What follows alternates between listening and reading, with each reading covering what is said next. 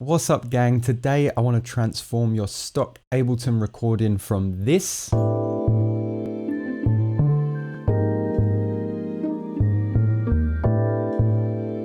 to this.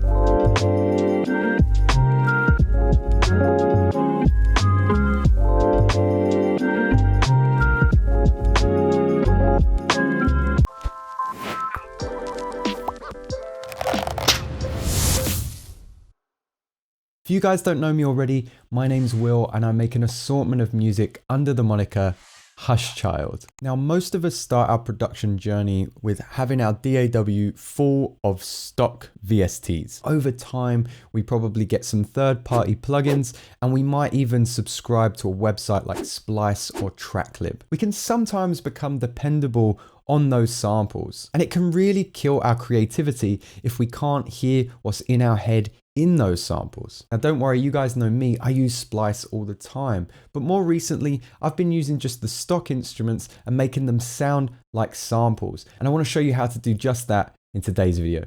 So let's not waste any time, let's jump into it. So I've just set up a bunch of instruments that I might use as like a go-to for today's session, but I don't really have any particular idea in mind. I just wanted to speed up the workflow so you guys didn't have to see me going through sound after sound. So I think the first thing that I'm gonna go for is like some kind of jazzy chord in a register that's slightly higher than I'm used to, because at the end of this, we're going to pitch those sounds down. So here's one that I prepared earlier. You guys know my music theory is terrible. So I looked up a tutorial online for some jazzy chords and I just added these two here.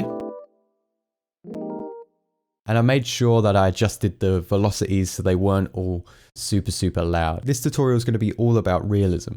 So if you wanted to make these chords sound real, what I would probably do is zoom into these a little bit and just stagger these notes so that they sound a little bit more real. But seeing it as I preach speeding up our workflow and I already have the rack available, I'm gonna use my Strum effects rack, which you guys can download from the description for free. It'll take you to my Patreon, but it's an absolutely free download. And this rack just allows you to strum or roll chords as you would with a real instrument.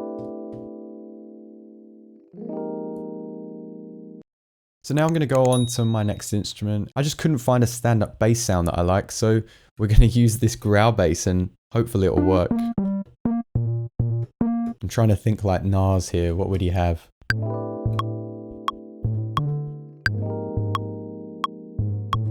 Now, one of the main things that I'm not doing is quantizing any of this. So I'm not putting it exactly on the beat margin. I want it to have complete realism, as if there was a group of musicians all playing together in the same room. I'm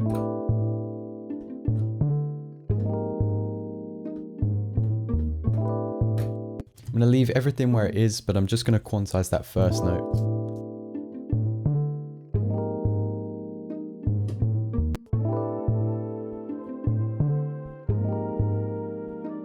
Let's add some strings. Maybe we might add strings at the end. Let's see. We're going to keep it very low in the mix.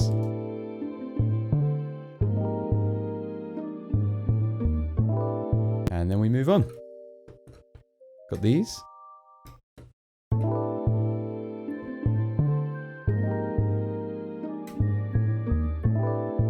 There's something I like in here. There's something I dislike. It's too Harry Potter.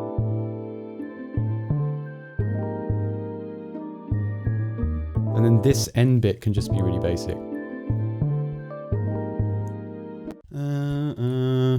There you go.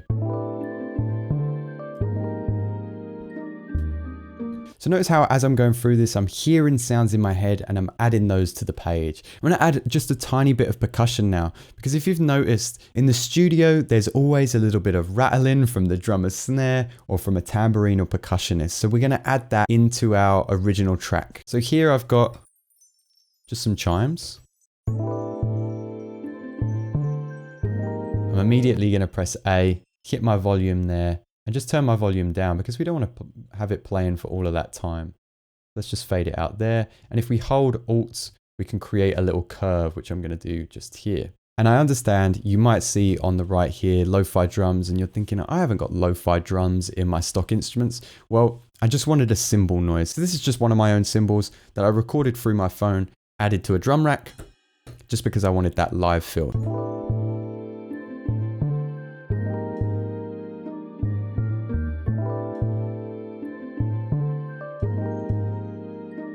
Just to tidy the quartz chimes up, because that'll bug me, I'm just going to join that as well, Command J. So at this point, what you're going to want to do is add all of this to a group. So we select it, right click and press group tracks. And then inside this, what I'm going to immediately put is a glue compressor, because what I want to do is just make sure that all of those quieter dynamics are brought up to a ceiling level.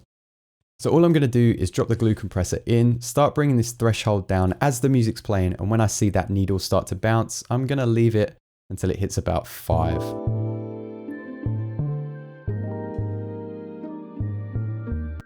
Cool. I'm going to bring my attack down to here and my ratio 2:1. So it's a little bit more subtle than you can hear it right now.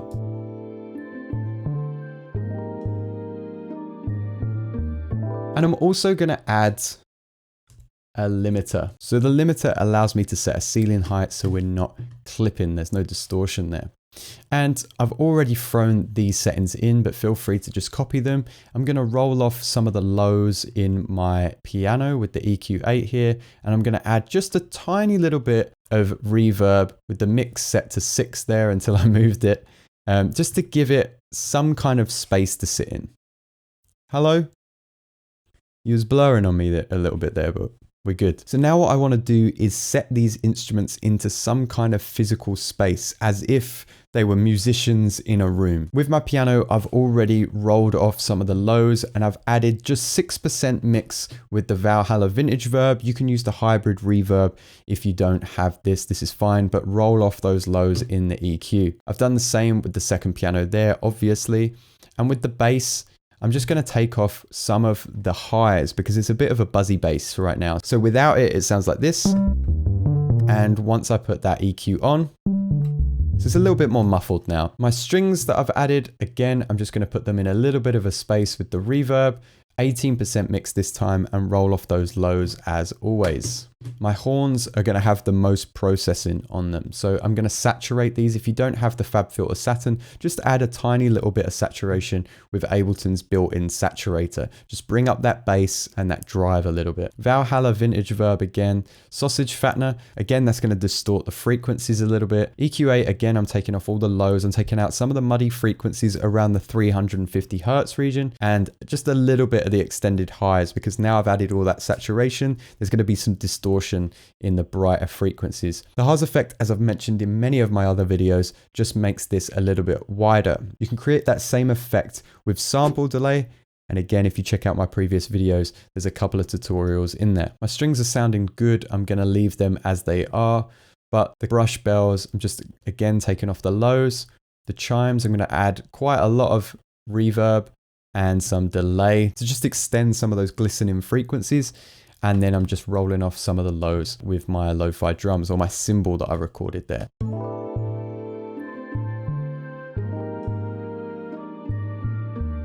So now I've got all my instruments sitting in what I call a physical space, as if they were musicians in a room. I'm going to right click in this blank region and I'm going to press Insert Audio Track. And then if you don't have this available already, hit the I/O button down here and you want to select external in and change that to resampling. This allows you to record the audio back into the same track.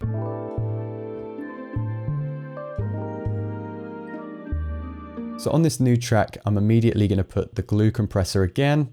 I'm going to put the limiter again, and I'm just going to make sure that I'm boosting all of these little frequencies that are sitting here in the middle. I want to be close to kind of distorting this sample. So at this point, I'm actually going to add RC20. Now, don't worry, if you don't have RC20, I've got 2 remedies for you. You can head over to my Patreon and download the Lofi effects rack. Essentially, that's an emulator for the SP404, or wait until the end of the video and I'll show you how to do it with Ableton's built-in devices. So with my RC20, all I'm going to do is add just a tiny bit of noise, like 2%. I'm going to have the wobble on 2% as well. I'm going to distort some of the middle frequencies here. And again, I'm just going to put it in a little bit of a space with some of the brighter frequencies. And I'm not going to be too fussy about these settings.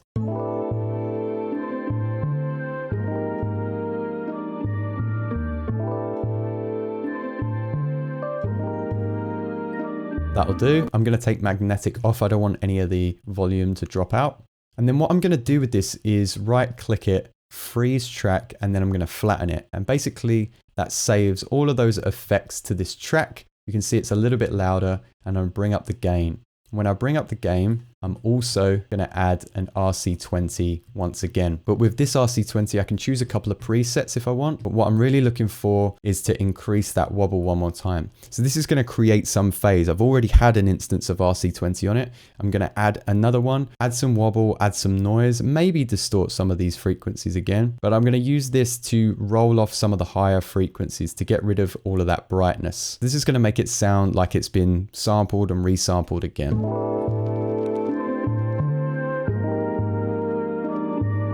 That sounds good to me. So for one last time and the final time, we're going to freeze that track and flatten it. So at this point, what I want you to do is just double click on your track and make sure that instead of it being set to beats, it's set to complex. And then you can go Shift, Command and T, and that will open a new MIDI track. Just click that MIDI track. That allows you to drag this piece of audio into this new track. If you have a lot of tail there, you can right click on this orange section and just do crop sample. But this is the cool part. From here, click slice. I'm going to do slice by transient to beat, choose division, and instead of quarters, I'm going to choose half. Now, depending on how fast you're playing, what your tempo is, you might want quarter notes, or you might want eighth notes. It's entirely up to you. I'm just going to fade this in a little bit. And I'm gonna keep it on quarter notes. I like how that sounds. But what you want to do from here, make sure warp's turned on. We're going to transpose this down to. It's going to take all of that wobble, all of that noise, everything that you added on the previous resample track and pitch it down. So it's going to add a little bit more phase and it's going to sound a little bit more resampled.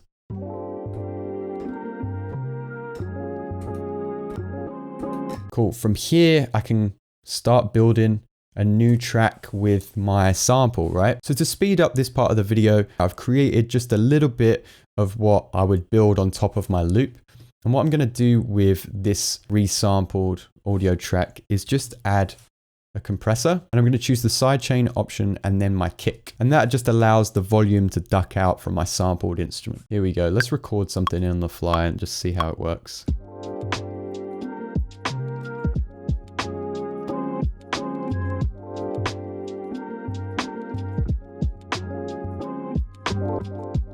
And at this point, this is going to be the first thing that we've quantized today. So just Command U there, and then Command D to duplicate it. Now at this point, if we imagine it was a sample, we probably wouldn't leave our sample just as it is. So what I'm going to do is add an EQ8 on the ends, and I'm going to take out some of the lows.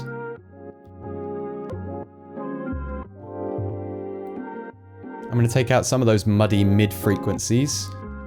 That's between the 200 and 400 kind of region. So I'm just going to take this basic sine bass. I really like it. It's in operator. It's called sine-like bass. If you struggle to pitch your bass or find somewhere to play your bass, then make sure you bring it up some octaves. It'll be easier to hear where it should sit. I think I even got that last note wrong.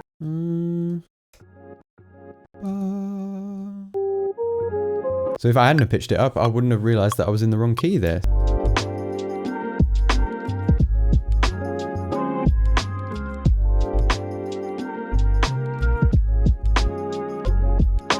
So I said that at the end of the video, what I was going to do is show you how to do it with stock plugins. And this is great because the first time round, I actually realized that my trumpet was a little bit loud for my taste. So let's do it one more time. Let's resample this track onto a new track. So we choose that external in, resampling, record, and let's record it from here. This time around, instead of adding RC20, what we're going to do is we're going to go to audio effects. We're going to type in vinyl, go to drive and color and choose vinyl distortion, add the saturator. And then the next thing we're going to do is type in chorus ensemble and go to pitch and modulation. Find chorus ensemble, and then go to this last option, vibrato.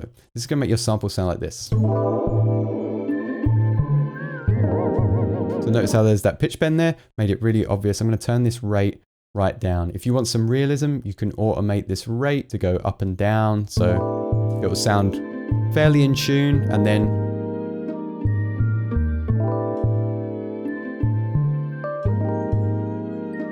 you can even add an LFO device to this if you just type in LFO, if you're on Ableton 11, and you have this LFO option there. And then you can just map this button to the rate, bring that depth down, bring our offset down to the left side, and bring our rate down so it moves slower.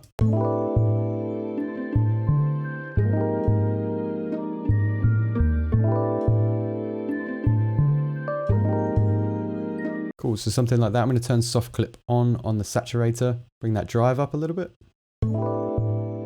I think I might put this vinyl distortion at the end so we can appreciate it. And put the volume crackle on too. Bring that density down a little bit. Cool,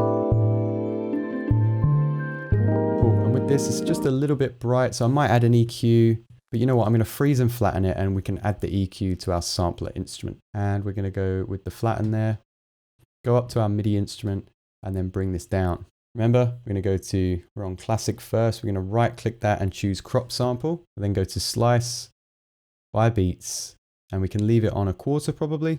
Okay, I think we're done.